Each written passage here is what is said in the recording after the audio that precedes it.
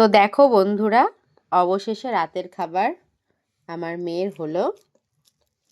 তো চলো সকলকে জানাই শুভরাত্রি। শুভরাত্রি। কোন দেখা হবে অন্য ভিডিও নিয়ে। সকলে ভালো থাকো, সুস্থ থাকো। শোনো, আমি এখন ঘি দিয়ে ভাত খাচ্ছি। আমার তো মা খাওয়াছে, বাবার তো অফিস, আজকে বাবার কাজ হয়নি, তাই জন্য এখন তো কাজ করছে। মা আবার একটু বাবা মেয়েকে খাবে, একটু পাস্তা আটকে নেবে।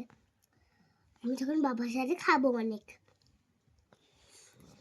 আর আমি আপনাদের একটা কথা বলি, আমার মেয়ে যা খায় খায়, কিন্তু রোজ রাতে ওর বাবার সাথে ওর কিন্তু খাওয়া চাই, একবার হলেও খাবে।